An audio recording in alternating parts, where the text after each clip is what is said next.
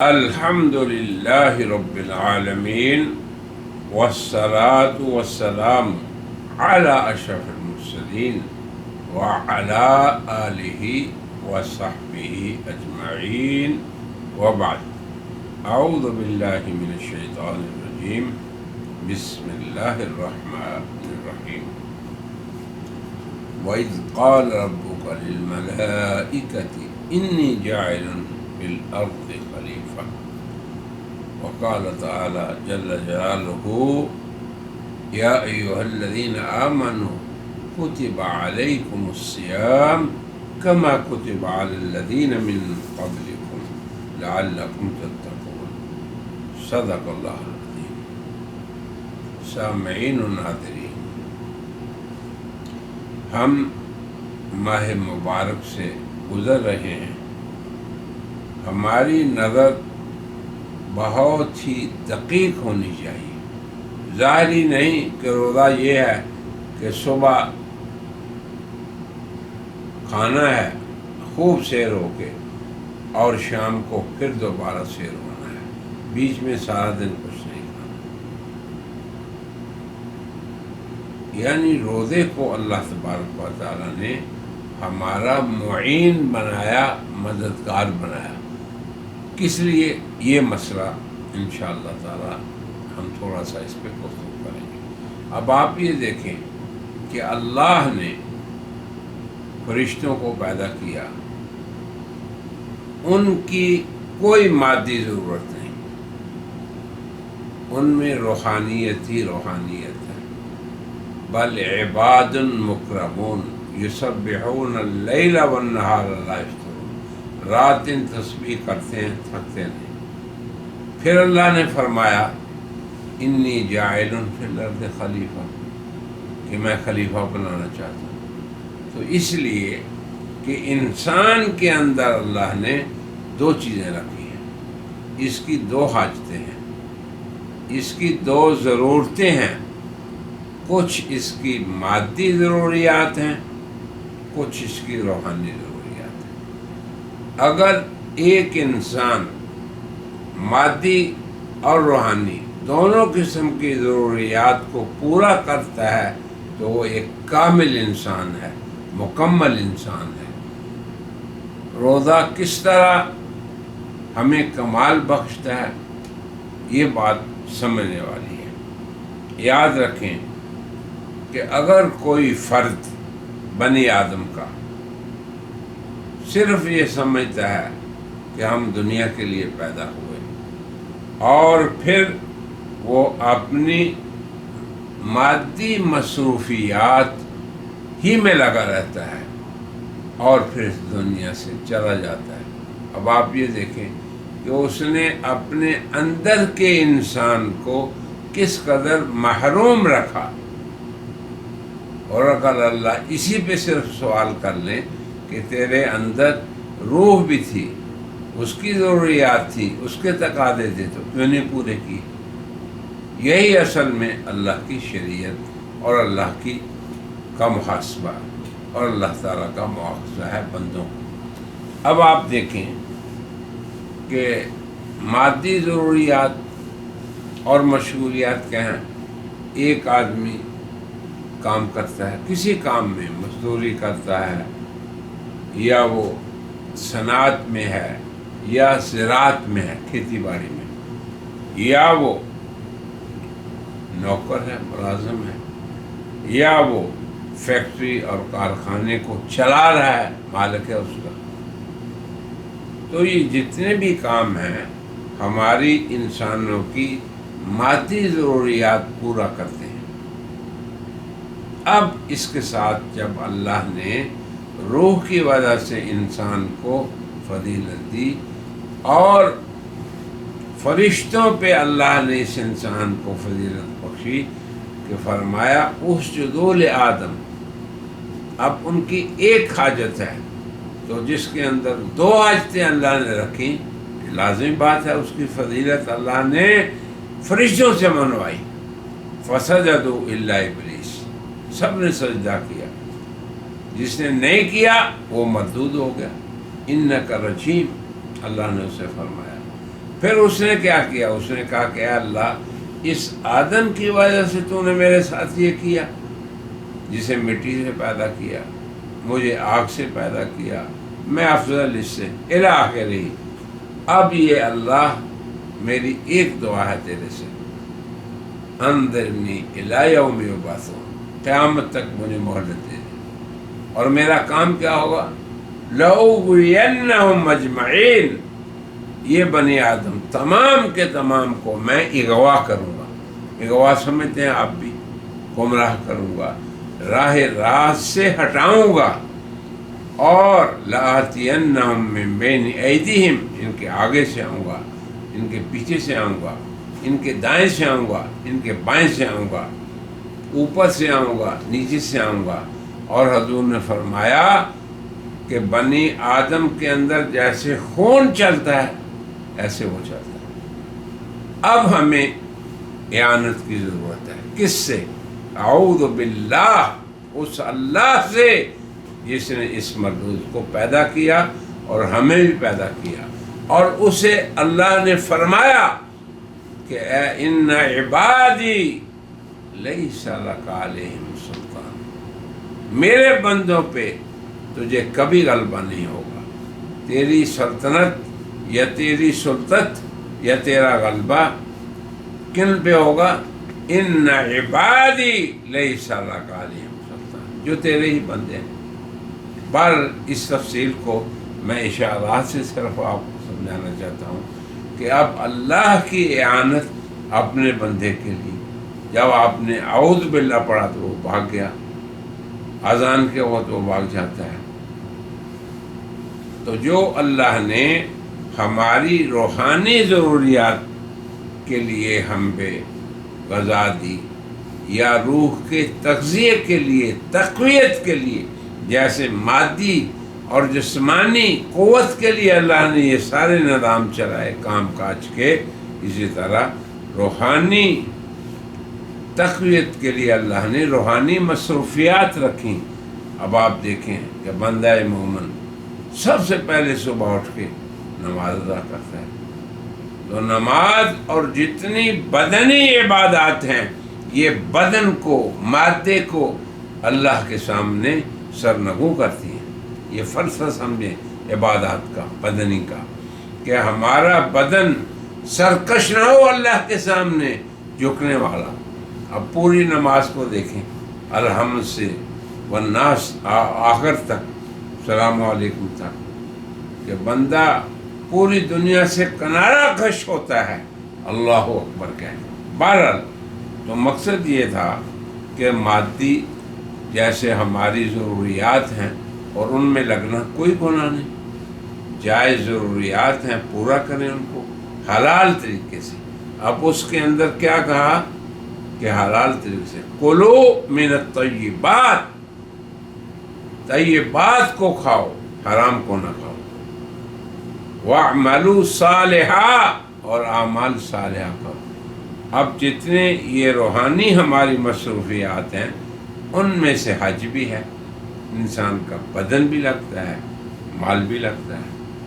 ان میں زکوٰۃ ہے کہ صرف انسان کا مال لگ رہا ہے، اور انہی میں سے یہ روزہ ہے۔ اب آپ ذرا تھوڑا سا غور کر لیں کہ ہم ماہ مبارک میں ہیں، کہ یہ روزہ ہماری روحانی کتنی اعانت کر سکتا ہے۔ یہ بات ہے جو میں آپ کو سمجھانا چاہ رہا ہوں۔ یہ رحمان کی رحمت ہے کہ اس نے اس پورے مہینے میں ہماری اصلاح کے لیے اپنے غیبی نظام کو بدل دیا۔ اب رمضان کے اندر بھی اسی طرح دن ہوتا ہے جیسے غیر رمضان میں، اسی طرح سورج نکلتا ہے جیسے غیر رمضان میں، چاند نکلتا اور ڈوبتا ہے جیسے، مگر اس کے شب و روز میں اللہ تعالیٰ کی طرف سے، رحمان کی طرف سے جو رحمتیں نازل ہو رہی ہیں، ان کا اہل ایمان کو شعور ہونا چاہیے۔ برادران اسلام، اس شعور کا آج فقدان ہے، اسی لیے اس نعمت کی ہم بے قدری کرتے ہیں، کچھ استفادہ نہیں کرتے، اور اسے رحمان کی اعانت سمجھیں کہ دیکھیں کہ ایک نفل فرض کے برابر ہو گیا. یہ اللہ کا پھر یہ اس کی سنت ہے کہ بندوں کی اپنے ایمان والوں کی یا ایھا الذین آمنوا، جن اپنے بندوں کو اس محبوب لقب سے اللہ نے پکارا تو ان پہ جب روزہ فرض کیا تو فرمایا لعلکم تتقون، یہی روزہ تمہیں ترقی کی اعلیٰ منزلت پہ لے جائے گا. اس دنیا میں رہتے ہوئے تمہاری نظر آخرت پہ ہوگی، اس دنیا کے الہوں سے، معبودوں سے اور دنیا کے طاقتوروں سے تم مرعوب نہیں ہوگے، کیونکہ احکم الحاکمین کے ساتھ تم جڑے ہوئے. اب یہ روزہ ہمیں تصور دیتا ہے. اب روزے کے اندر آپ جب اپنی روحانی ترقی کے لیے اس روزے کو سمجھتے ہیں کہ یہ ایک ذریعہ ہے تو دیکھیں کیسے آپ بنیں گے. حضور نے فرمایا تسحروا، سحری کیا کرو. سرد ملکوں میں، ٹھنڈے ملکوں میں سحری کو آپ اٹھتے ہیں، طہارت کرتے ہیں، پاکیزگی حاصل کرتے ہیں، تہجد یا فجر کی نماز ادا کرتے ہیں. سحری کرنا بذات خود اب آپ کے نارمل اور عام عادت کے خلاف ہے، مگر یہ نفس کے خلاف کام جو آپ کر رہے ہیں یہ آپ کی روحانیت کو طاقتور بنا رہا ہے. بدن کو تو آپ نے بنا لیا، رات دن لگے ہوئے ہیں. پھر اس کے بعد جب سحری کا وقت ختم ہو گیا تو آپ نے بند کر دیا کھانا پینا. اب آپ دیکھیں کہ جسمانی اور مادی خواہشات پہ کنٹرول ہو گیا، یہ اثر ہوگا. اسے حضور نے فرمایا الصیام جنۃ، روزہ ایک ڈال ہے جب تک اس کو تم پھاڑو گے نہیں. اور یہ پھٹتا کیسے ہے یہ بھی بات سمجھنے والی ہے. حضور اکرم صلی اللہ علیہ وسلم نے فرمایا ایک حدیث میں رب صائم لیس لہ من صیامہ الا الجوع والعطش، بہت سے روزے دار ایسے ہیں جن کو روزے سے بھوک اور پیاس کے سوا کچھ نہیں ملتا. کیوں؟ کہ وہ سمجھتے ہیں کہ روزہ صرف کھانے اور پینے سے رکنے کا نام ہے. زبان بھی ان کی غیبت میں چل رہی ہے، کذب بیانی میں چل رہی ہے، دوسروں کی ذلت گھٹیا دکھانا ان کو، دماغ بھی ان کا یعنی پلاننگیں کر رہا ہے، مکر کر رہا ہے، اور ہاتھ پاؤں بھی ظلم کر رہے ہیں، رشوت سے بھی باز نہیں. اب آپ دیکھیں ذرا کیا حالت ہے ہماری. تو روزہ دراصل اللہ کے بندوں اہل ایمان کے ساتھ اللہ کی طرف سے ایک بہترین معین ہے جو انسان کو اللہ کی اطاعت پہ جمانے والا ہے اور شیطان اور نفس کے شر سے بچانے والا ہے. یہ ہے مطلب لعلکم تتقون، کہ تاکہ تم متقی اور پرہیزگار بن جاؤ. اب آپ یہ دیکھیں کہ اس اعانت کی مثال کیسے ہے. اب بندہ بنی آدم کمزور ہے، اور خصوصاً مسلمان امت کی اس کی عمریں بھی زیادہ نہیں. ایک حدیث میں مشہور ہے وہ کہ حضور اکرم صلی اللہ علیہ وسلم نے جب آپ کو بتایا گیا کہ پہلی امتوں کی اتنے عمریں ہوتی تھی تو لازمی بات ہے کہ نبی رحمت اپنی امت کے لیے شفقت، رحمت، رؤوف الرحیم تھے. تو اس حزن کو دور کرنے کے لیے اللہ نے مسلمان امت کے اوقات میں برکت دے دی. اب اسی مہینے کے بارے میں جیسے پچھلی مجلس میں ہم نے ذکر کیا کہ حضور نے فرمایا کہ شہر عظیم، یہ وہ عظیم مہینہ ہے، فیہ لیلۃ خیر من الف شہر، جو 1000 مہینے سے بہتر ہے. اب 10-20 راتیں، 30 40 50 60 70 100 جتنی راتیں اہل ایمان کی زندگی میں آئیں، اب آپ دیکھیں کتنی ان کے عمل کی قیمت بڑھ گئی. تو اللہ کی اعانت کا یہ ہے کہ اللہ نے بعض مکانوں پہ آپ کو جانے کی توفیق دی. اب جب آپ مکہ مکرمہ تشریف لائے اس حرم محترم میں جہاں سے میں آپ سے مخاطب ہوں، تو آپ کا ایک عمل لاکھ کے برابر ہو گیا۔ صلاۃ فی المسجد الحرام، مسجد حرام کی ایک نماز لاکھ کے برابر۔ مدینہ طیبہ کی حاضری کی اللہ نے آپ کو توفیق دی تو ایک نماز 1000 کے برابر ہو۔ مسجد اقصی میں گئے 500 کے برابر ہو۔ تو مقصد کہنے کا یہ ہے کہ یہ رحمان کی عنایت ہے اور اس کی اپنے بندوں کے ساتھ نصرت اور اعانت ہے۔ اس کو سمجھیں آپ اور یاد رکھیں میری اس بات کو۔ اعانت یہ ہے کہ اللہ آپ کو نیک اعمال کی آپ کے دل میں محبت پیدا کر دے۔ یہ بھی دیکھیں، یہ بھی اعانت ہے اللہ کی کہ آپ کا دل تلاوت میں لگ رہا ہے، آپ کا دل نفلوں میں لگ رہا ہے، آپ کا دل اللہ کے سامنے گڑگڑانے میں لگ رہا ہے، اللہ کے سامنے رکوع اور سجود کرنے میں لذت آپ محسوس کریں۔ یہ بھی اللہ کی طرف سے اعانت ہے کیونکہ دلوں کو اسی نے پھیرنا ہے۔ اور اسی طرح اعانت یہ ہے کہ اللہ آپ کے مکانوں کو فضیلت دے دے۔ جب آپ اپنے گھر میں نماز پڑھتے ہیں تو ایک نماز مسجد میں جماعت کے ساتھ پڑھتے ہیں تو وہ 25 گنا بڑھ گئی، اور جب مسجد حرام میں آئے تو 1,00,000 گنا بڑھ گئی۔ تو یہ اللہ کی اعانت ہے۔ اسی طرح اس رمضان کو دیکھیں کہ جگہ کی فضیلت تو صرف وہی پا سکتا ہے جو مال اور جان صرف کر کے یہاں آئے گا، مگر زمانے کی فضیلت ایسی ہے کہ جب یہ زمانہ کسی دنیا کے کونے کو نہیں چھوڑے گا، پہنچ جائے گا، تو وہ فضیلت بھی خود بخود آپ کو مل گئی کہ رمضان کا ایک نفل فرض کے برابر اور ایک فرض 70 فرضوں کے برابر۔ اسی طرح اللہ تعالیٰ بندے کی مالی قربانی پہ بھی اس کو اجر دیتے ہیں، جو قرآن کی تلاوت ہے اس کا بھی اجر بڑھ جاتا ہے، یعنی اس میں حسنات کئی گنا بڑھ جاتی ہے۔ تو میں سمجھانا یہ چاہتا تھا کہ اللہ کی طرف سے اعانت یہ ہے کہ بندے کے تھوڑے عمل کو اللہ بڑھا دے۔ کس طرح؟ زمانہ اس کو اچھا مل جائے۔ اسی لیے تو حضور دعا فرماتے تھے اور آپ خوش ہوں کہ اللہ نے اس زمانے کو آپ کو دے دیا، لہذا اس میں غفلت نہ برتیں۔ اور جناب رسول اللہ صلی اللہ علیہ وسلم نے جو اس زمانے کے بارے میں فرمایا اس کو بھلائیں نہیں، یاد رکھیں۔ میں ابھی آپ کے سامنے ایک حدیث پڑھتا ہوں۔ حضرت ابو ہریرہ فرماتے ہیں قال رسول اللہ صلی اللہ علیہ وسلم اعطیت امتی 5 خصال فی رمضان لم تعطہن امت قبلہم۔ اللہ نے رحمت للعالمین کی امت پہ یہ رحمت فرمائی کہ انہیں 5 ایسی خصلتیں عطا فرمائیں اس مبارک زمانے میں، ان کو یاد رکھیں اور زمانے کی فضیلت کو نہ بھولیں۔ فرمایا کہ اس امت سے پہلے کسی امت کو نہیں ملی۔ پہلی چیز خلوف فم الصائم اطیب عند اللہ من ریح المسک۔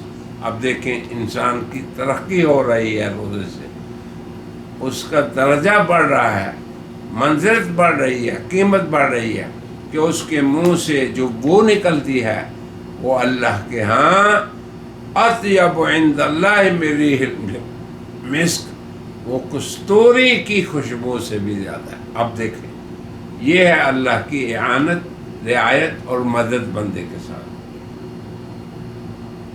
کہ اس کے منہ سے نکلنے والی خلوف، جو آدمی بھوکا رہے تو لازمی بات ہے کہ اس کے منہ سے ایک بھوک کی خاص قسم کی رائحہ نکلتی ہے، تو فرمایا اللہ کے ہاں اس کی قیمت یہ ہے کہ وہ کستوری سے بڑھ کے۔ آگے دیکھیں اللہ کا غیبی نظام، آسمان، زمین، سمندر، اطراف عالم میں اللہ نے غیبی نظام انسان کا معین اور مددگار بنا دیا۔ یاد رکھیں برادران اسلام، اس نعمت کے نکل جانے سے پھر آپ کو افسوس ہوگا۔ اسی لیے میں کہہ رہا ہوں شروع سے ہی آپ عزم کریں کہ ہم نے اس نعمت سے پورا فائدہ اٹھانا ہے۔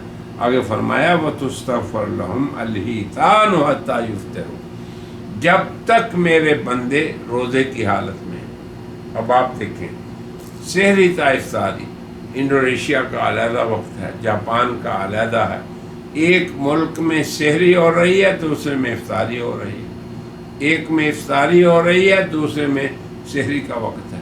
اب آپ دیکھ لیں اللہ کا غیبی نظام کیا ہے کہ جب تک افطار نہیں بندے کرتے، مچھلیاں ان کے لیے دعا کو رہتی۔ دنیا میں، اس کائنات میں، عالم میں کوئی وقت ایسا نہیں ہوتا کہ کسی نہ کسی ملک میں اذان ہو رہی ہے، فجر ہو رہی ہے، سحری ہو رہی ہے، افطاری ہو رہی ہے، تو پوری دنیا کے سمندر جو اس کرۂ ارض سے کئی گنا بڑے ہیں، اور ان کے اندر رہنے والی مچھلیاں جن کی تعداد اللہ کے سوا کوئی نہیں جانتا، وہ ان مومنین کے لیے یا ایھا الذین آمنوا، جنہیں اللہ نے پیار سے کہا، ان کے لیے بخشش کر رہے ہیں۔ یہ وہ چیزیں ہیں جو دل میں راسخ رکھیں اور یاد رکھیں، ان کو نہ بھولیں۔ حتیٰ یفطروا، افطار تک۔ اب آپ دیکھیں کہ روزے کی حالت میں آپ کہہ رہے ہیں میں تو نماز بھی نہیں پڑھ رہا، میں تو سویا ہوا ہوں، میں تو افطاری کی تیاری کر رہا ہوں، میں تو اپنے کام ڈیوٹی پر گیا ہوں۔ آپ یہ سوچتے ہوں گے، مگر ادھر اللہ کا غیبی نظام دیکھیں، حرکت میں ہے، مچھلیاں پانیوں کے اندر آپ کے لیے مغفرت کر رہی ہیں، آپ کا عمل بڑھ رہا ہے۔ تو کیا یہ ماحول غیر رمضان میں آپ کو حاصل ہو سکتا ہے؟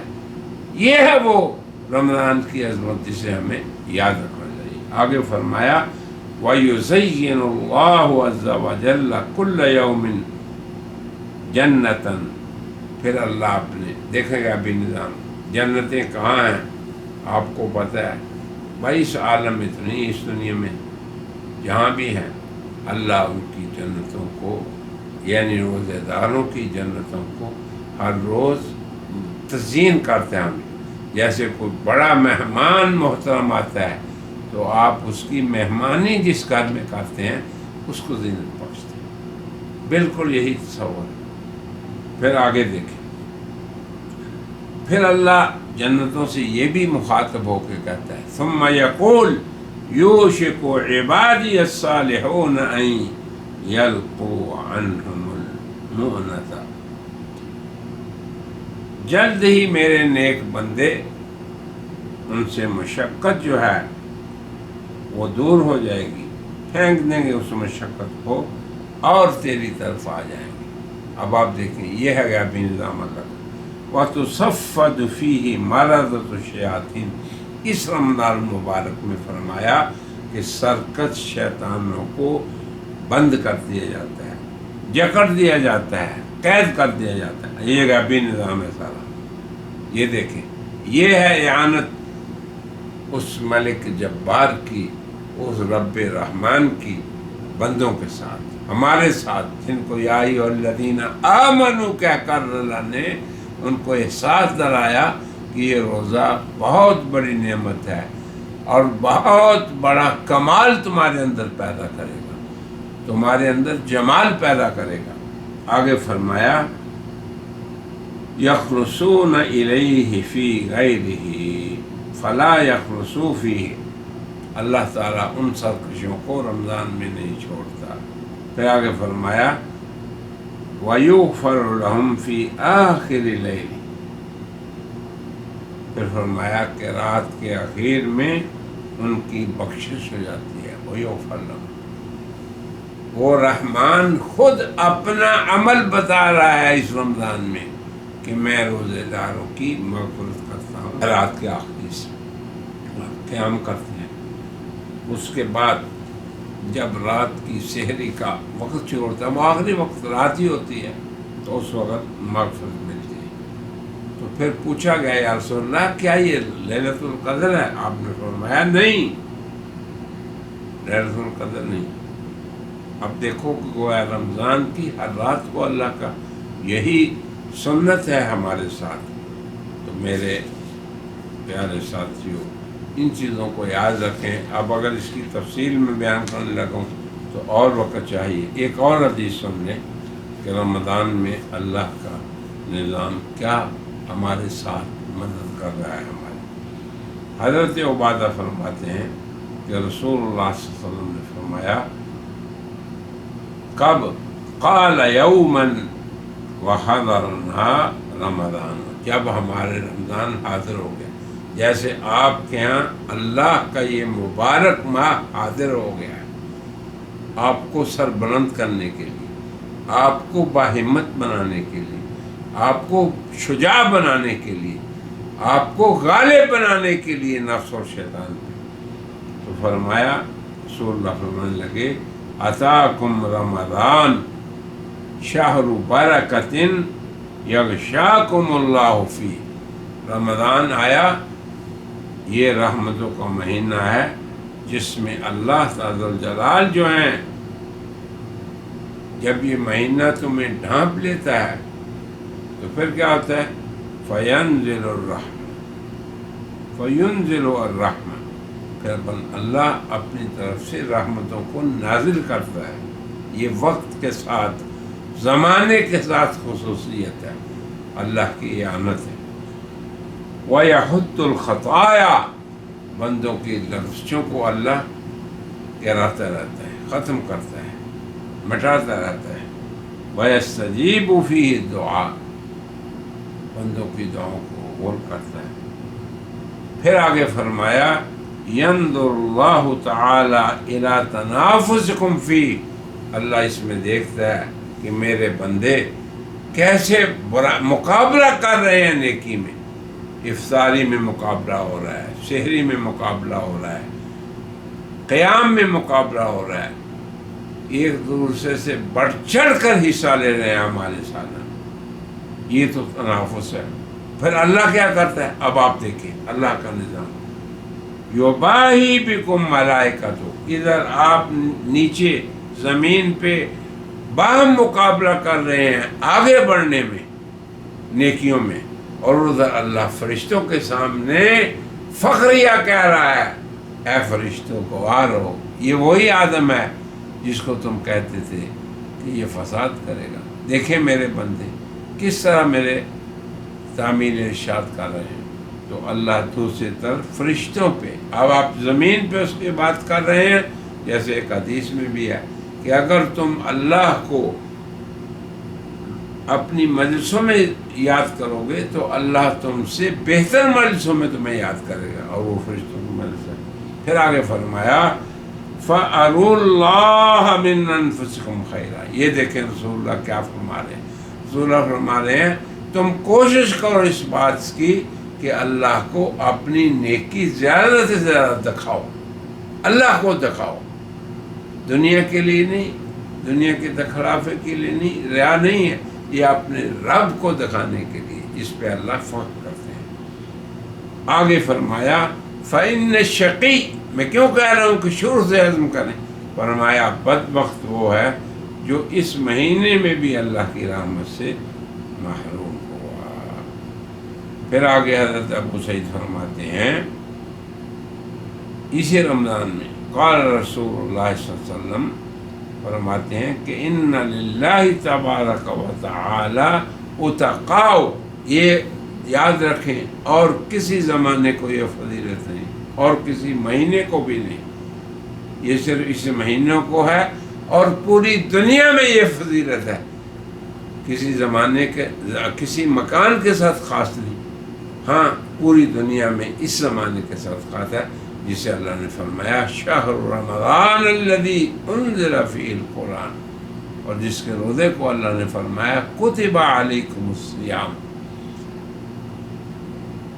رمضان کا مہینہ وہ ہے جس میں قرآن اتارا، رمضان کا مہینہ وہ ہے جس کا روزہ تم پر فرض ہے۔ آگے فرمایا کہ ہر دن اور رات میں، دن کو بھی اللہ اپنے بندوں کو آزاد کر رہا ہے اور راتوں کو بھی، یہ ہے اللہ کا غیبی نظام۔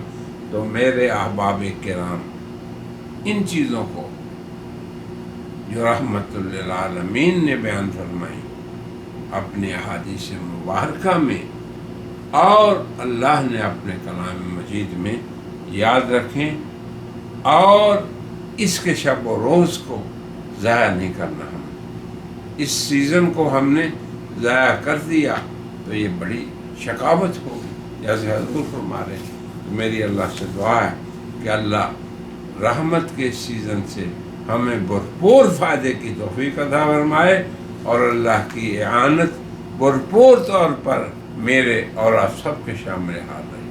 واخر دعوانا الحمدللہ۔